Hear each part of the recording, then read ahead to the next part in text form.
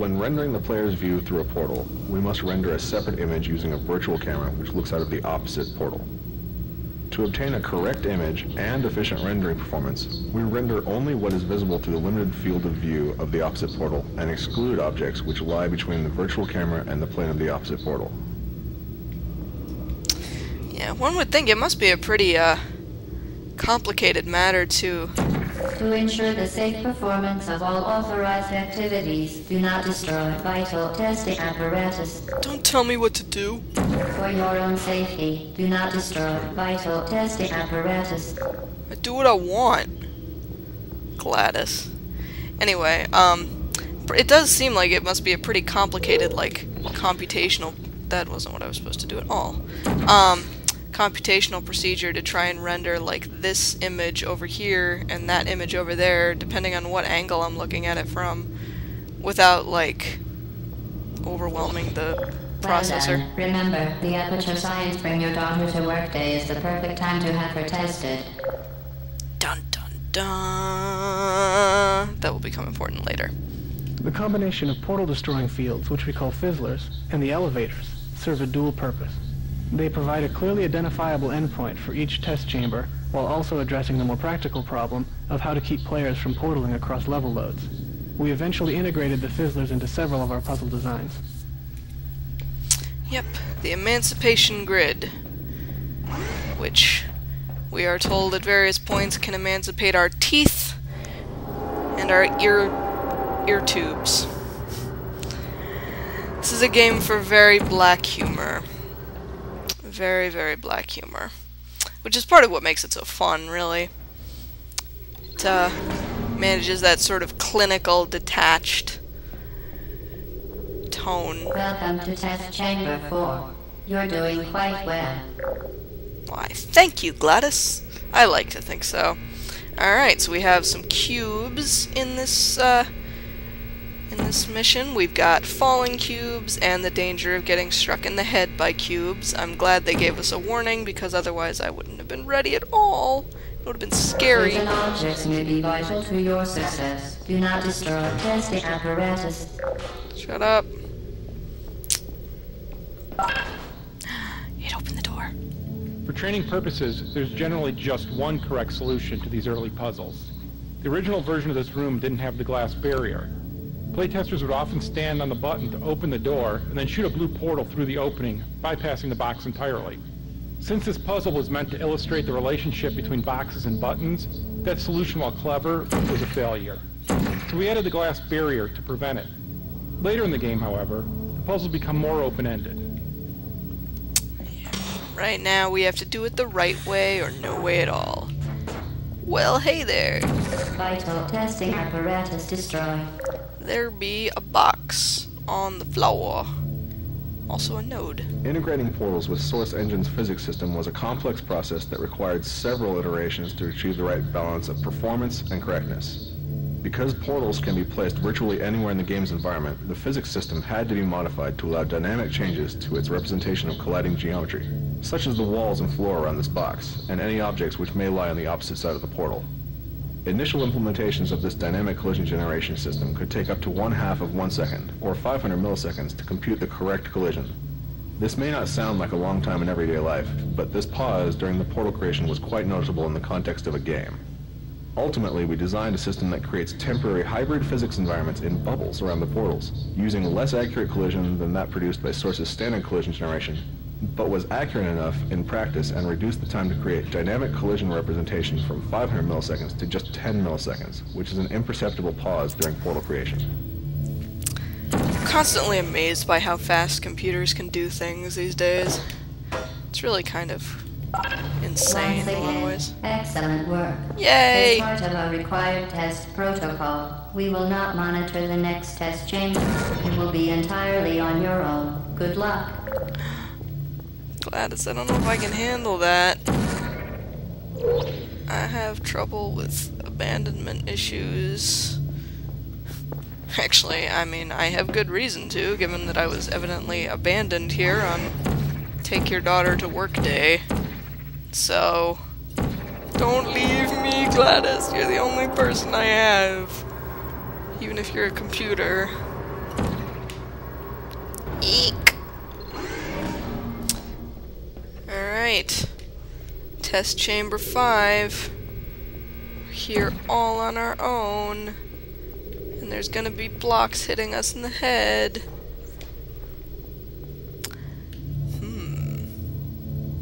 Vital testing apparatus destroyed. Hey! I thought you said you weren't watching. Jerk. Early versions of Portal featured more detailed, cluttered environments, much like Half-Life 2. We quickly realized that unnecessary objects scattered all over the place distracted players to the point where it actually interfered with the Portal training process. So we simplified the art style to favor clean, focused test chambers. The modular approach we settled on makes it look plausible that the chambers can reform dynamically on these pistons. Again, something which becomes very important in Portal 2, when we see this place start to fall apart a little bit. Alright, so we got a box up there, a box up there, and button! Whoops, I missed the button. There's the button. And now we want to go up here again. Whoa. Find your gravity chill. There we go. Gotcha! Whoop! Get on there. There we go. As part of a required test protocol, our previous statement suggesting that we would not monitor this chamber was an outright fabrication. Good job. As part of a required test protocol, we will stop enhancing the truth in 3, 2... Ah, Gladys. Even when you're being nice, you're creepy.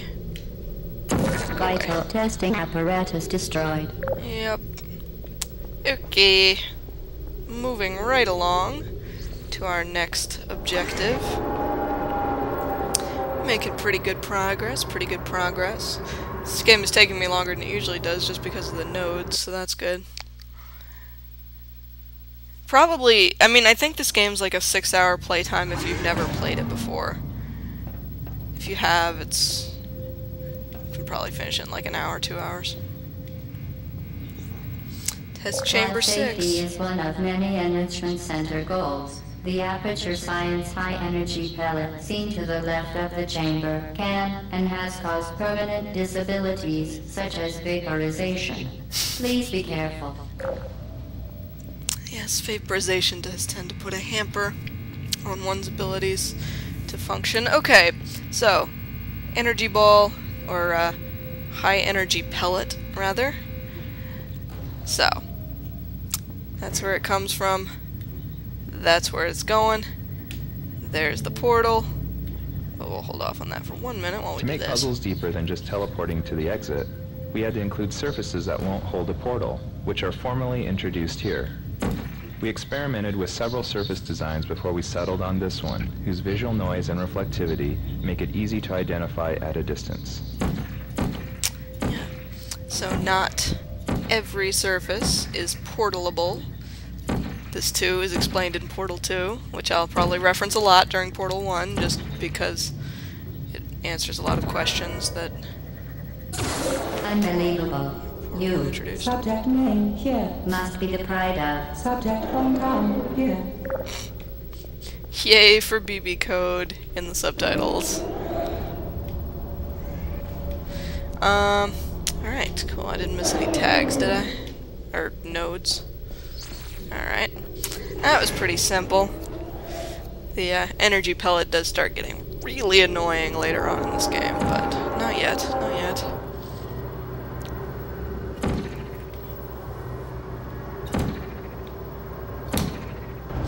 Alright. Warning devices are required on all mobile equipment. However, alarms and flashing hazard lights have been found to agitate the high-energy pellet and have therefore been disabled for your safety. Good, I feel better. Thanks, Gladys. Alright, we got one node in here. Originally, these scaffolds ran on electrified tracks, but crafty playtesters would hop along the rails to the exit, bypassing the puzzle entirely. We tried to solve this by killing players as soon as they touched the rails. That solution ended up being too much of an overcorrection, as even skilled playtesters were getting frustrated by these one-hit kills in the more complex puzzles later in the game. Making the scaffolds run along immaterial beams of light solved both problems. Clever, clever.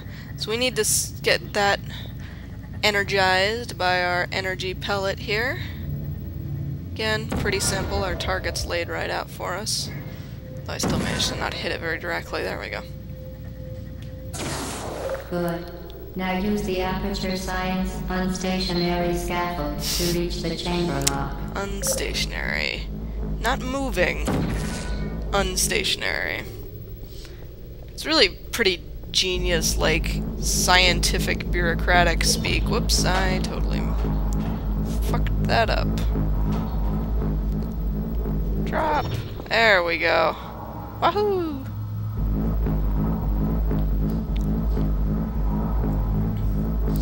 And first person jump. Yay! I didn't fall. Always a plus. This, of course, is another place that you cannot land a portal on the walls, the elevator, which is a padded room, rather appropriately, since by the end of this game, and certainly by the end of the second game, Chell will have gone through more than enough to be Please considered. note that we have added a consequence for failure. Any contact with the chamber floor will result in an unsatisfactory mark on your official testing record, followed by death. Good luck. It's one of my favorite lines in this entire game. But yeah, Chell will have gone through definitely enough to be considered totally within her rights to go completely insane. Even though layering player training was a design goal from the start, we still ended up introducing some concepts too quickly. For instance, this used to be the first energy ball redirection puzzle. Playtesting revealed that this puzzle introduced too many new concepts at once, which ended up frustrating a lot of playtesters. In response, we inserted 2 test chambers before this one to make the energy ball redirection training more gradual. Alright, this one is not that difficult, but it usually takes a couple of tries. Because to get the timing correct.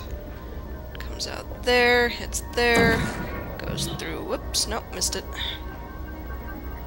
Damn it.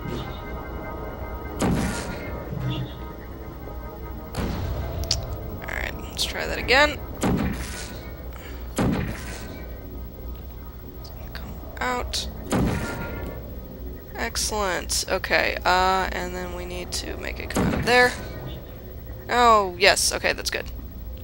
Please don't explode before you reach it. Sweet! I did it.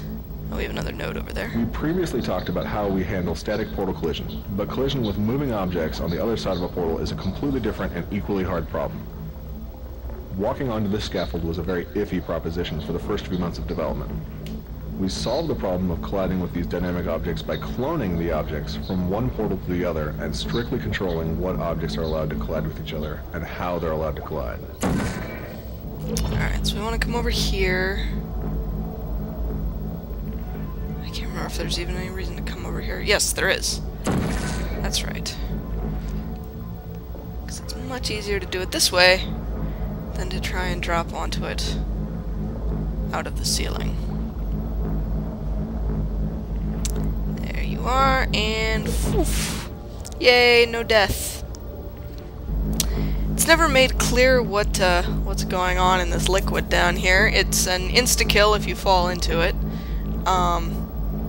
But it's not clear. Impressive. Please note that any appearance of danger is merely a device to enhance your testing experience. Uh-huh. And then why does this kill you if you fall into it? It's not made clear if it's like poison or if you, or like what's going on there. She does make a comment at one point about, you know, do not immerse the device in liquid, so maybe the portal gun is killing you if you fall into it. It's not clear. But what is clear is that you die and have to start the level over, or at least part of the level. So That kind of sucks.